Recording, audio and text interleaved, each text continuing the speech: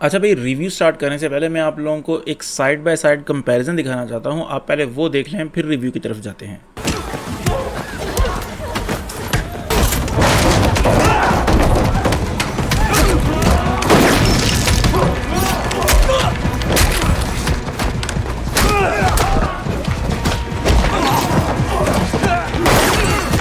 अब आपने जो साइड बाय साइड कंपैरिजन देखा, उसमें एक साइड पर नेटफ्लिक्स वाले डेयरडेविल शो का एक फेमस हॉलवे फाइट सीन है और दूसरी साइड पर डिज्नी की तरफ से बनाया गया डेयरडेविल बॉर्न अगेन में एक फाइट सीन है जो एपिसोड 1 में दिखाया गया है। जो नेटफ्लिक्स वाला डेयरडेविल है वहां पर आपको क्लियर विजिबिलिटी है, आप वहां देख पा रहे हैं कि फाइट में क्या हो रहा है। वहां पर जो कलर्स यूज किए गए हैं वो ऐसे हैं कि आपकी विजिबिलिटी खराब नहीं कर, वो ऐसी एक टोन दे रहे हैं कि आपको लग रहा है कि कोई फाइट होने वाली है। और दूसरी तरफ जो डिज्नी वाला शो है वहां पर आपको आंखें खोल कर करीब जाकर देखना पड़ रहा है कि क्या हो रहा है। वहां पर स्मोक ही स्मोक है, विजिबिलिटी ऑलमोस्ट जीरो है। दूसरा, अगर आप दोबारा नेटफ्लिक्स वाले को देखें तो वहां पर कैमरा ऑलमोस्ट स्टिल है, वो फाइट के साथ साथ आगे मूव कर रहा है। आपको क्लियरली पता चल रहा है कि कौन किसे मार रहा है, कौन किससे मार खा रहा है, कैसे कैसे फाइट स्लो हो रही है। एक स्टोरी पता चल रही है फाइट की। आपका हीरो जो है वो फाइट करते हुए थक भी रहा है, आपको नजर आ रहा है कि वो अब लड़ने की हालत में नहीं है, लेकिन फिर भी वो लड़ने की कोशिश कर रहा है।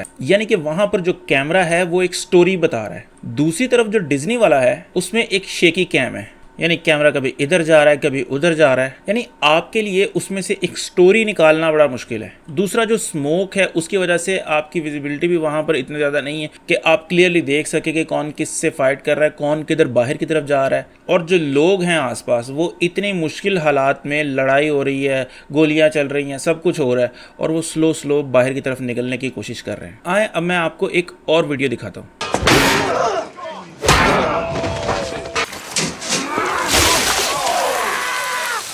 None of you seem to understand. I'm not locked in here with you. You're locked in here with me. यहाँ पर आपने देखा कि वॉचमैन मूवी का जो रोशैक है उसको उन्होंने जेल में डाला और सब लोग उसके ऊपर चढ़ने लगे हैं और वो ये दिखाने की कोशिश कर रहे हैं कि हम तुमसे पावरफुल हैं। तो रोशैक ने एक बंदे के ऊपर गरम गरम तेल फेंका और उनको ये बताया कि तुम्हें लग रहा है कि मैं तुम लोगों के साथ कह दूं, बल्कि असल में तुम लोग मेरे साथ कह दो। और जब वो बुलजाई को जनरल एरिया में लेकर जा रहे थे, आपको याद होगा एक सीन में, तो मैं यही सोच रहा था कि क्या अगर बुलजाई के लिए वो ऐसा एक सीन क्रिएट करें जिसमें नॉर्मल इनमेट्स जो हैं वो उसके ऊपर हमला करें और बुलजाई उनकी तबीयत फ्रेश करे और ऐसी हमें एक फ़ाइट देखने को मिले कि मज़ा आ जाए।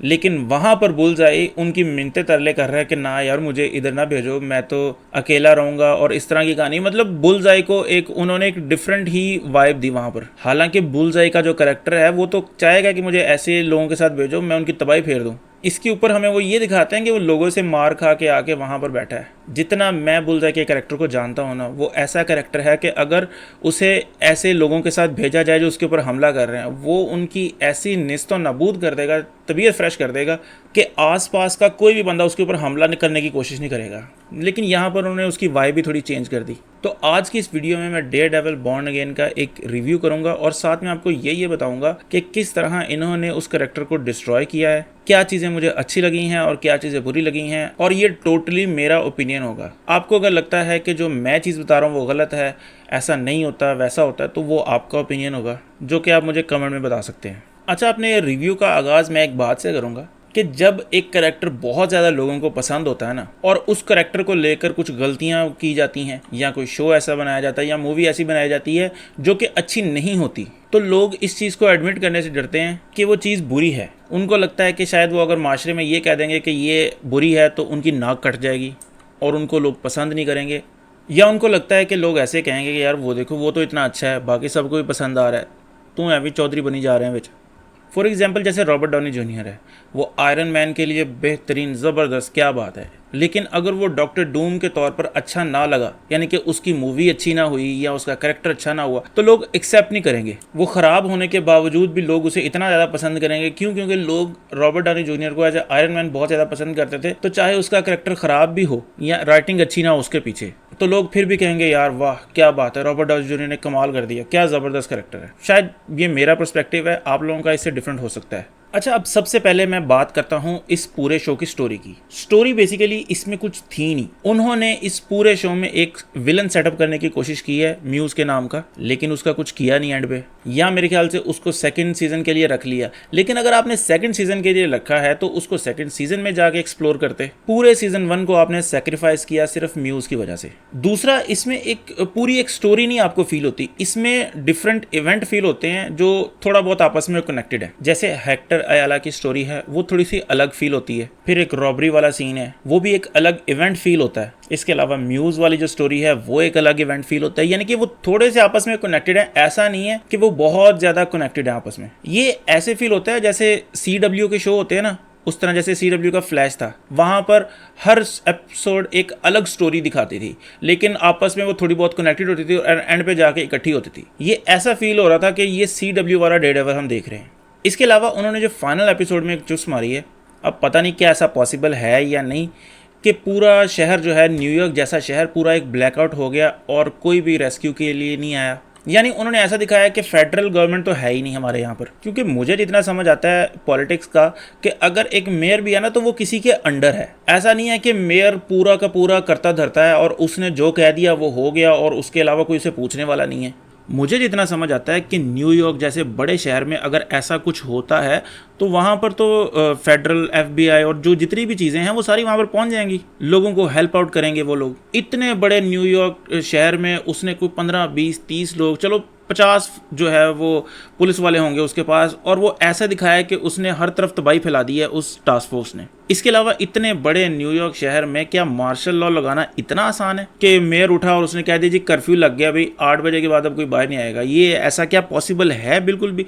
यानी कि उन्होंने पूरा जो है वो रियलिज्म इससे बाहर निकाल के फेंक दिया। तो स्टोरी की अगर मैं बात करूँ ना, तो स्टोरी इस पूरे शो में कुछ भी नहीं थी। ये पूरा शो ऐसे लग रहा था कि उन्होंने बस पैसा बनाने के लिए डेयरडेविल की लेगेसी को यूज़ करके पैसा बनाने की कोशिश की है, और कुछ भी नहीं था इसमें। हाँ, उन्हें अगर फिक्र होती इस चीज़ की तो वो सीज़न 1 को कंक्लूसिव करते, वो ऐसा रखते कि सीज़न 1 के एंड पे हमें लगता हाँ भाई ये पूरा हो गया, अब अगर सीज़न 2 आए ना आए या इस तरह के कुछ होता है ना कि सीज़न 1 के एंड पे वो हमें थोड़ा सा हैंगिंग छोड़ देते तो चलो हमें समझ आता, लेकिन वो पूरा का पूरा सीज़न 2 पे डाल के चले गए। दूसरा, अगर करेक्टर्स की बात करूँ तो इस शो के कैरेक्टर्स वैसे नहीं थे जैसे कि ओरिजिनल सीरीज में थे। राइटर्स को मेरे ख्याल से समझ नहीं आया कि वो लेगेसी कैरेक्टर्स जैसे कि मैट मर्डॉक है, कैरन है, फॉगी है, उनके साथ करें क्या। अगर कैरन को रखना ही था तो वो पूरे शो में रखे, कहीं ना कहीं वो उसकी एक मॉरल कंपास के तौर पर भी काम करती है। जी, शुरू के 10 मिनट में उसे डाल दिया और एंड के 10 मिनट में डाल दिया, ये क्या तरीकाकार है। और अगर आप फॉगी को लेकर आए हैं तो फॉगी को भी रखें। मुझे पता है ऐसा लग रहा है कि इन्होंने फॉगी को भी रिवाइव कर देना है। दूसरा, जो मैट का कैरेक्टर ना, वो काफी जगह पर जो है वो आउट ऑफ कैरेक्टर फील होता है। यानी कि जिस तरह मैट मर्डॉक एक्ट करता है ना वैसा नहीं है। जैसे बुल्सआई वाला जो केस है, जब वो एंड पर उसे मिलने जाता है जेल में और वो उसका सर जो है वो पटकता है, वो मैट जो नॉर्मली है वो ऐसा नहीं करता। यानी वो फील होता है कि वो फोर्स्ड है या आउट ऑफ कैरेक्टर है वो उस जगह पर, और सिर्फ उन्होंने इसलिए डाला है कि वो उसका दांत निकल आए वहाँ से। इसके अलावा इस शो के जो डायलॉग्स थे, वो डायलॉग भी बहुत ज़्यादा ऐसे फील होते थे कि काफ़ी ज़्यादा मीनिंगलेस हैं, फिलर हैं। बहुत से ऐसे डायलॉग्स थे जो नहीं भी होते ना तो इस शो को कोई फ़र्क नहीं पड़ना था। यानी डायलॉग आपके जो प्लॉट है ना उसको आगे नहीं लेके जा रहे, बस वो उधर की उधर तक ही हैं। ना ही वो कैरेक्टर्स की जो है वो डेप्थ उसको रिवील कर रहे हैं या कोई स्टोरी जो है उसको रिवील कर रहे हैं, कुछ भी नहीं कर रहे वो। और ऊपर से वो बैठ के एक दूसरे की फीलिंग्स के बारे में बात करते हैं। ओहो हो क्या बात है, वो बैठ जाते हैं, हर कैरेक्टर दूसरे के साथ बैठ के कि फीलिंग की बात कर रहा है। फिस्क वनेसा के साथ बैठ जाता है, वो फीलिंग की बात कर रहा है। वो चले जाते हैं थेरेपी में, वहाँ पर वो फीलिंग की बात कर रहे हैं।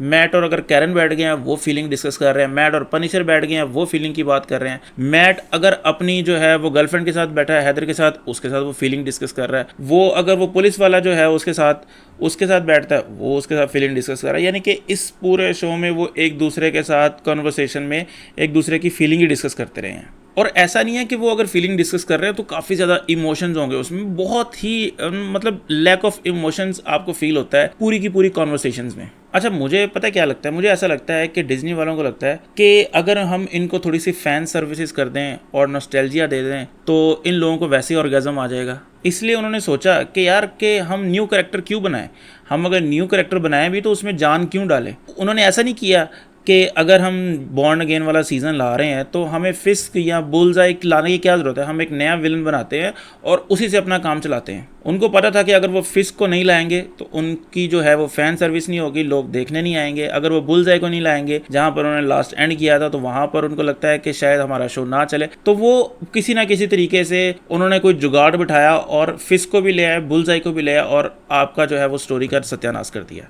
अगर वो लाते ना यहाँ पर कोई न्यू विलन लाते, जैसे म्यूज़ लेकर आए, कितना ठंडा गया है। उनको पता था कि वो इस काबिल ही नहीं है कि वो म्यूज़ जैसा कैरेक्टर ला के उसको इतना ज़्यादा कंपेलिंग बनाए कि लोग कहेंगे क्या बात है, ज़बरदस्त। इसलिए उन्होंने फ़ैन सर्विस पे ज़्यादा रिलाई किया, नॉस्टैल्जिया पे ज़्यादा रिलाई किया, इसलिए वो फिस्क और जो है वो बुल्सआई और इसके अलावा पनिशर वगैरह को लेकर आए ताकि उनका शो चल सके, लेकिन फिर भी चला नहीं है।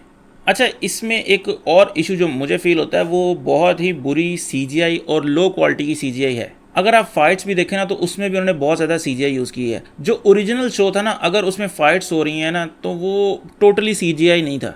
अगर वो लोग भाग रहे हैं तो वो भी CGI नहीं था, अगर वो जंप लगा रहे हैं तो वो भी। इसमें हर चीज़ उन्होंने CGI बेस करने की कोशिश की है। उन्होंने मेरे ख्याल से रियल लोकेशंस पर जाने की ज़हमत नहीं की कि रियल लोकेशंस पर जाकर हम इसे शूट कर लें, वहाँ पर कोई ऐसा फील हो कि यार कि रियल लोकेशन है जहाँ पर लड़ाई हो रही है। हर चीज़ उन्होंने हरे पर्दे में लगा के क्रोमा की लगाई और घुसेड़ दिया उसमें। यानी डेयरडेविल चाहे वो एक बिल्डिंग से दूसरी बिल्डिंग में जंप कर रहा है वो भी CGI, जो फाइट हो रही है उसमें जो स्मोक लगाया है वो भी CGI। अगर इवन के उनका जो ब्लड निकल रहा है ना यार, यकीन माने वो इतना CGI, वो इतना नकली लग रहा था। आप खुद देख के अंदाजा लगा सकते हैं कि यार ये एक ही तरह का उन्होंने स्प्लैटर पैटर्न रखा हुआ था, वो हर जगह पे उन्होंने वही घुसेड़ दिया। ओरिजिनल डेयरडेविल सीरीज की यही सबसे ज़बरदस्त बात थी कि उन्होंने प्रैक्टिकल वर्क को ज़्यादा जो है मेरे ख्याल से प्रेफर किया होगा, जिसके बरक्स यहाँ पर टोटली CGI था। इसमें अगर अच्छी चीज़ों की बात करूँ ना तो इसमें जो हेक्टर अयाला का करैक्टर था, वो जो स्टोरी थी ना वो मुझे बड़ी अच्छी लगी थी। वो जो कोर्ट हाउस वाला जो सीन था वो भी बड़ा ज़बरदस्त था। और इसकी टोटल 9 एपिसोड हैं तो उसमें से कोई 2 एपिसोड तो बहुत अच्छी थी, बाकी सारी बहुत ज़्यादा एवरेज थी। और वो जो बैंक रॉबरी वाला सीन था, वो वाली जो एपिसोड थी वो वाहियात किस्म की एपिसोड थी, फिलर एपिसोड थी। तो अगर मैं अपनी फाइनल थॉट्स रखूं इस शो को लेकर, तो इस शो के बारे में जितना भी कुछ भी मैंने कहा वो सारा ऑब्जेक्टिव था, वो मेरा पर्सनल ओपिनियन है, वो मेरे पर्सनल इमोशन है। क्योंकि मैं चाह रहा था कि ये शो बहुत ज़्यादा अच्छा हो, लेकिन जब मुझे पता चला था ना कि इसके एपिसोड्स बड़े कम है, 8-9 एपिसोड है, तो मुझे तभी आइडिया हो गया था कि इन्होंने बहुत बुरा हगना है इस शो में। क्योंकि अगर आप इतने सारे एपिसोड बनाएं और उसमें से भी 2-3 फिलर डाल दें तो एंड रिजल्ट क्या होगा। तो चाहिए ये था उन्हें कि इसके 15-20 एपिसोड बनाते ताकि स्टोरी जितनी ज़्यादा लंबी खींच सकती थी खींच से, बीच में 1-2 फिलर भी आ जाते तो कोई इतना इशू नहीं था। यानी मैं चाह रहा था कि ये शो बहुत ज़बरदस्त हो, लेकिन डिज्नी का ट्रैक रिकॉर्ड जो है, जो डिज्नी की हरकतें हैं, उससे मुझे पूरा यकीन था कि ये ऐसा ही होगा और पूरा वैसा ही निकला। इसके अलावा जो गैप था ना, बहुत बड़ा गैप था जो ओरिजिनल सीरीज़ के एंड का और इसमें जो रीबूट हुआ उसमें गैप बहुत ज़्यादा था। इसके अलावा इन्होंने जो शी हल्क में डेयरडेविल को डाल के जो घटिया हरकत की थी, तो उससे भी आइडिया हो रहा था कि ये क्या करने वाले हैं फ्यूचर में। देखिए, मैं ऐसा नहीं कह रहा कि हर चीज़ इसमें बुरी है, कुछ चीज़ें अच्छी भी हैं, लेकिन इन्होंने बहुत चीज़ें सेक्रीफाइस की सीज़न 2 सीज़न 3 को जो है वो सेटअप करने के लिए, जो कि ऐसा होना नहीं चाहिए था। इसको ही पूरा एक कंक्लूसिव होना चाहिए था, एक एंड रिजल्ट हमें मिलना चाहिए था सीज़न 1 में ही, जो कि नहीं मिला। इनकी कोशिश होती है कि हर चीज़ को हम कोई 10-12 जो है वो सीज़न तक खींच लें, इतना लंबा खींचे, 10 साल चलती रही वो चीज़, ताकि ये किसी ना किसी तरीके से आवाम से पैसा बनाते रहे। लेकिन अब वक्त आ गया है कि लोगों को इस चीज़ का एहसास होना चाहिए कि ये आप लोगों के साथ क्या गेम कर रहे हैं। और अगर मैं अपनी रेटिंग की बात करूँ तो इस शो को मैं रेट करूँगा 4 या इवन 5 आउट ऑफ 10। इससे ज़्यादा ये डिज़र्व ही नहीं करता। बाकी आप लोगों ने भी पूरा शो देखा है, अगर किसी ने देखा है तो वो अपने थॉट्स जो हैं वो कमेंट्स में ज़रूर बताएं, और बताएं कि कहाँ पर अगर मैंने कुछ गलत कहा है तो वो भी कमेंट में ज़रूर बताएं। बाकी अगर आपको ये वीडियो पसंद आई है तो वीडियो को लाइक करें, कमेंट करें और सब्सक्राइब ज़रूर करें।